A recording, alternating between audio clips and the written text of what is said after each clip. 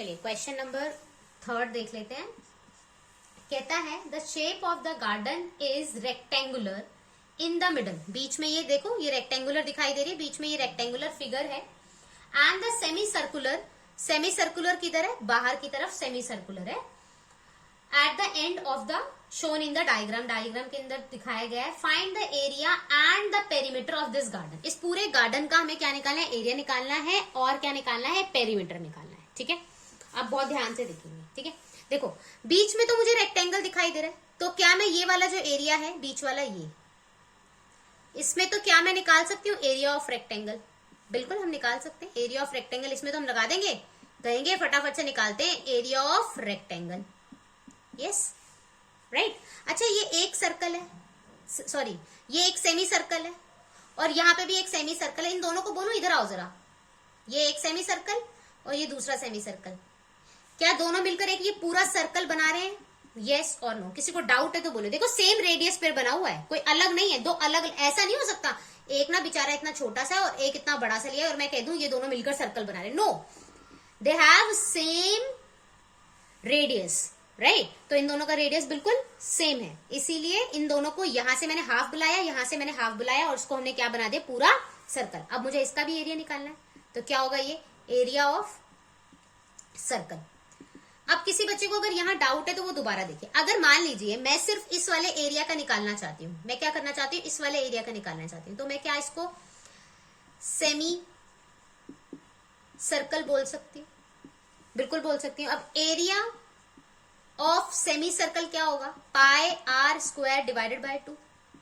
Yes, यही होगा। अच्छा, सेम चीज अगर मैं यहाँ काम करूं तो मैं दो बार काम क्यों करूंगी? मैं एक बार कर दिया ना मैंने, इसको हम क्या करेंगे? 2 से क्या कर देंगे? मल्टीप्लाई कर देंगे। सेम ही तो है, बिल्कुल सेम है। तो अगर मैं इसको 2 से मल्टीप्लाई करूंगी तो क्या आएगा? पाई आर स्क्वायर आया या नहीं आया? आ गया ना circle, right. This is area of circle ना। तो आप यहां से लॉजिक लगाएं या आप ये वाला लॉजिक लगाएं, आप पर डिपेंडेंट है। ठीक है, चलिए अब इंफॉर्मेशन लिखते हैं। सबसे पहले 2 फिगर्स दिखाई दे रही है, एक रेक्टेंगल है। रेक्टेंगल के बारे में लिखते हैं। देखो रेक्टेंगल में इन्होंने हमें दोबारा बना लेते हैं।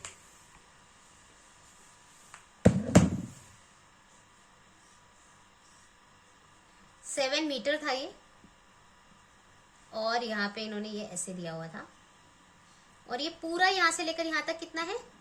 20 मीटर है। चलो ब्रेथ तो रेक्टेंगल, सिर्फ अभी रेक्टेंगल के ऊपर फोकस करना। ये रेक्टेंगल, ठीक है। रेक्टेंगल की breadth which is equals to 7 meter और मुझे लेंथ अभी नहीं पता, अभी देखते हैं। लेंथ तो कहीं दी नहीं है इसने, तो भी देखते हैं। ओके, अच्छा दूसरा सर्कल है, सेमी सर्कल बोल लीजिए या सर्कल बोल लीजिए, सेमी सर्कल, जिसकी रेडियस तो नहीं दी हुई, इन्होंने क्या दिया हुआ है? डायामीटर दिया हुआ है। क्या दिया हुआ है? डायामीटर। ये देखो, ये डायामीटर है ना, डायामीटर कितना है? 7 मीटर। अच्छा, रेडियस निकालेंगे तो क्या आ जाएगा? 7/2, that is 3.5 meter. I hope ये बात क्लियर है, राइट। अब आते हैं, अब हमारे पास किस चीज की कमी है? लेंथ की कमी है। किसके? रेक्टेंगल की। अब मेरी बात ध्यान से सुनना, ये वाली जो चीज होगी यहां से लेकर यहां तक, ये रेडियस है ना, ये क्या होगी? 3.5। यहां पर भी ये रेडियस होगी, ये कितनी होगी? 3.5, राइट। तो यहां पर ये कितनी है? 3.5 और यहां पर ये भी कितनी है? 3.5। 3.5 प्लस 3.5 इज 7। तो 20 में से अगर मैं 7 माइनस करूंगी तो आंसर कितना आएगा? 13। और वो 13 क्या होगी? यहां से लेकर यहां तक होगी और वो क्या है? Length of the rectangle. Clear है सबको कि लेंथ ऑफ द रेक्टेंगल हमने कैसे निकाली? क्लियर है? तो कैसे निकाली लेंथ ऑफ द रेक्टेंगल? लिख के भी दिखा देती हूं मैं। लेंथ ऑफ रेक्टेंगल या रेक्टेंगुलर फील्ड भी बोल सकते हो।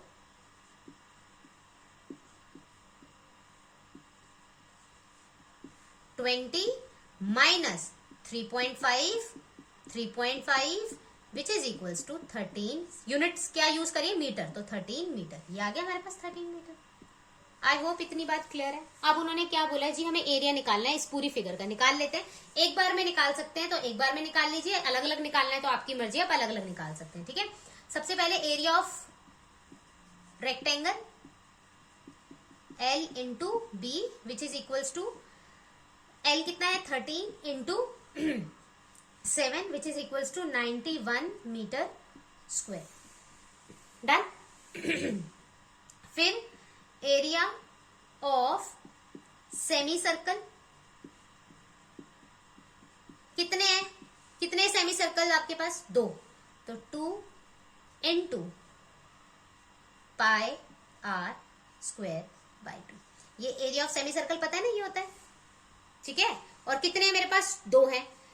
देखो area of semi circle is this, क्योंकि एरिया ऑफ सर्कल क्या होता है? पाई आर स्क्वायर, और मुझे उसका हाफ चाहिए, तो पाई आर स्क्वायर बाय 2। और मेरे को कितने सेमी सर्कल है? मेरे पास 2 हैं, तो ये 2 से 2 कट जाएगा, आंसर आएगा पाई आर स्क्वायर। अब वैल्यू रख देते हैं 22/7, और r कितना था हमारे पास? r ये रहा, 7/2 कर देते हैं इंटू 7/2। 7 से 7 कैंसिल, 2 से कट जाएगा, ये 11 आ जाएगा, ऊपर आएगा 77, और डिवाइड में कितना है हमारे पास? 2 है। क्लियर है? Which is equals to 38.5 meter square. Clear है? सबको क्लियर है? अब हमें क्या चाहिए? अब उसने बोला था पूरा का पूरा चाहिए मुझे, पूरा, ठीक है। तो क्या करेंगे?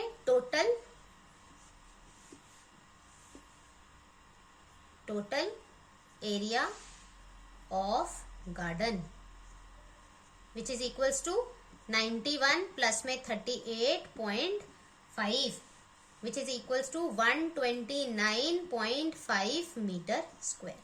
ये क्या आ जाएगा आपका? एरिया। क्लियर है? यस।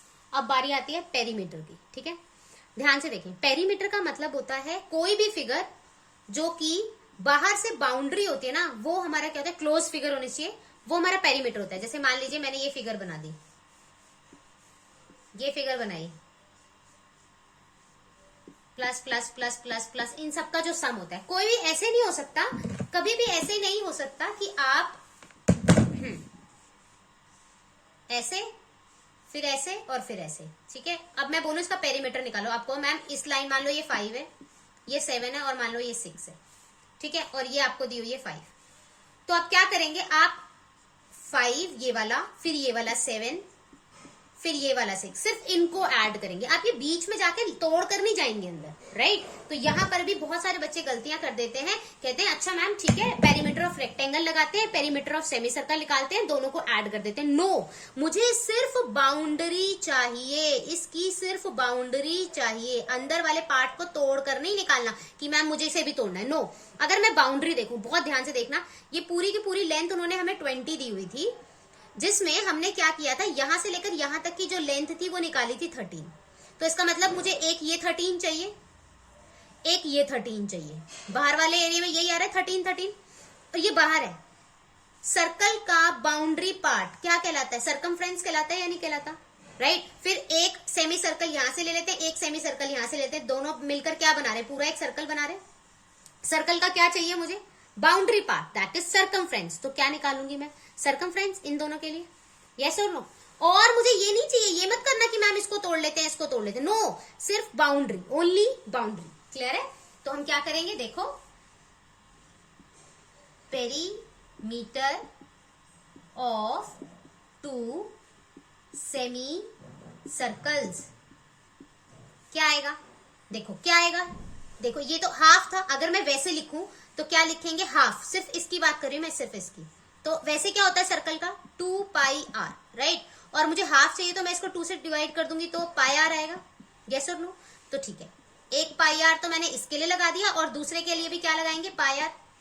दोनों को ऐड करेंगे तो 2 पाई आर बनेगा या नहीं बनेगा? तो आप ऐसे चले जाएं या ऐसे चले जाएं, आपकी श्रद्धा है, ठीक है। 2 इंटू 22/7, और आर की वैल्यू कितनी थी? 7/2। 7 से 7 कैंसिल, 2 से 2 कैंसिल, आंसर आ गया 22 मीटर। ये तो क्या आ गया? मेरा ये वाला पार्ट आ गया और ये वाला पार्ट आ गया। अब कौन बचा? ये 13 और ये 13।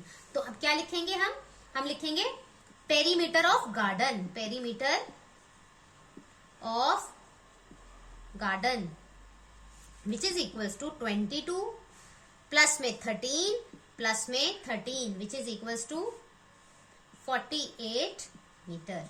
ये आ गया हमारे पास पेरीमीटर ऑफ गार्डन। चलिए नेक्स्ट क्वेश्चन देखते हैं। कहता है a flooring tile has the shape of parallelogram. Flooring tile है, मुझे अपने ना घर में टाइल लगवानी है, ठीक है।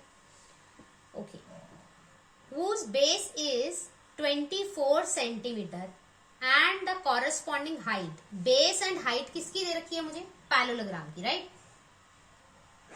यानी कि टाइल की। लिख लेते हैं पैरेललोग्राम, एक सेकेंड।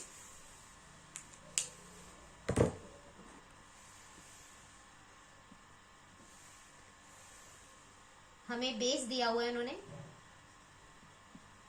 बेस कितना दिया हुआ था 24 सेंटीमीटर और हाइट दी हुई है, कॉरेस्पॉन्डिंग हाइट इज 10 सेंटीमीटर। दो इंफॉर्मेशन मुझे पता है, ओके।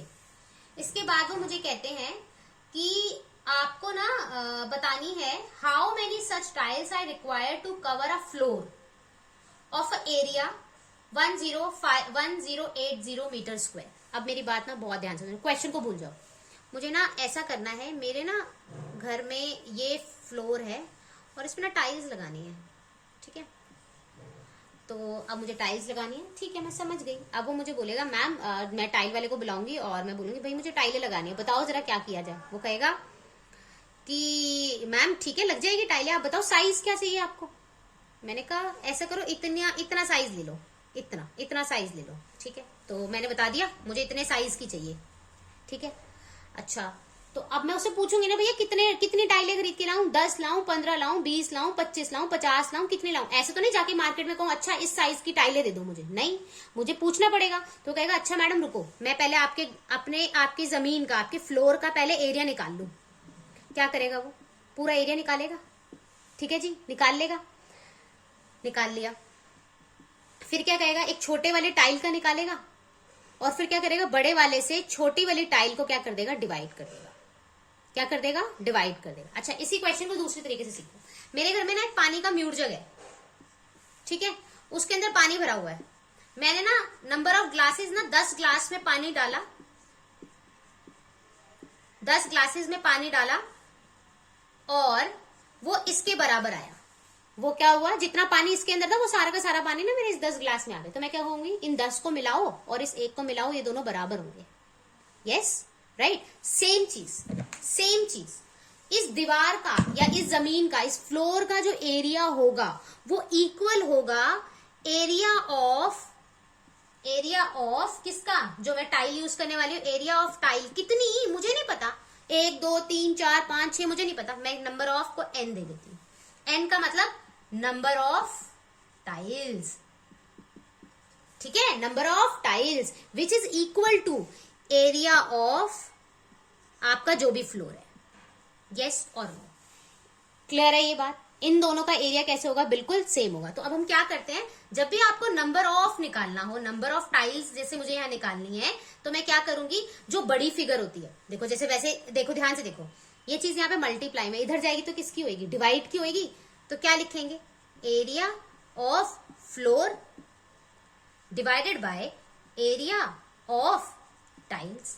यस और नो, ये बात क्लियर है। इससे क्या निकल जाएगा, नंबर ऑफ टाइल्स। इसी चीज को अब आगे से फ्यूचर में काम करने के लिए हमेशा याद रखें, जब भी हमें number of tiles, number of glass, number of something निकालना है तो आप क्या करेंगे, बड़े वाले का एरिया निकालेंगे, छोटे वाले का एरिया निकालेंगे और बड़े वाले को किससे डिवाइड कर देंगे, छोटे वाले से। लेकिन ये होता कैसे है, ये एक्चुअली में होती ये चीज है, क्लियर है। ये होता ये है कि area of tile which is equal to area of floor. Area of tile कितनी मैंने ली है, कितनी टाइलें मैंने मंगवाई है मार्केट से, दैट इज n, ठीक है, n multiply area of tile. जैसे मान लो मैंने क्या करा, लगा दी यहाँ पे मैंने 15-20 टाइलें, मैंने कहा ओ अच्छा ये पूरा प्लेटफॉर्म बन गया। तो मैं कहूँ अच्छा ये पूरा एरिया कवर हो गया, हाँ। कितनी टाइलें यूज करी मैंने, 1 2 3 4 5 6, तो मैं कहूंगी 6 टाइल्स का area, 6 into area of tile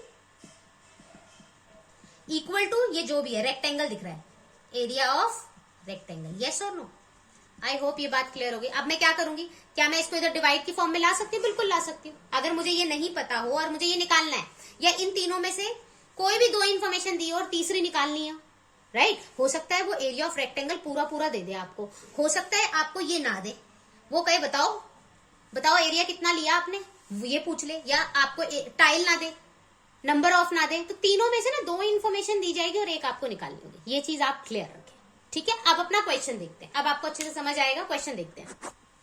okay, अब हमें और एक चीज क्या गिवन दी हुई है उन्होंने क्वेश्चन में, उन्होंने कहा आपको ना हम एरिया ऑफ फ्लोर दे देते हैं। अच्छा, एरिया ऑफ फ्लोर उन्होंने हमें दे दिया which is equals to 1080 meter square. देखो यहाँ यूनिट सेंटीमीटर में, यहाँ यूनिट मीटर स्क्वायर में, तो अब सेंटीमीटर को किस में बदलना पड़ेगा, मीटर में बदलना पड़ेगा, राइट। सेंटीमीटर को बदल देते हैं मीटर में, इसको बदलेंगे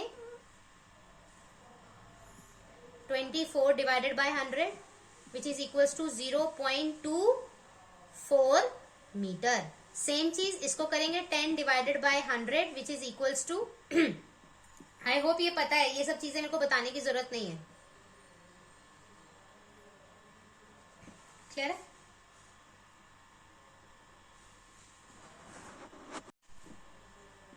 टेन डिवाइडेड बाय 100 इसको सॉल्व करेंगे तो आ जाएगा 0.10 मीटर। आई होप ये दोनों चीजें समझ आ गई, मीटर में आ गया। अब हमें क्या करना है, अगर मैं अपना नॉर्मल क्वेश्चन देखूं तो मुझे क्या करना होता है, नंबर ऑफ, अब फॉर्मूला समझाने की जरूरत तो नहीं है,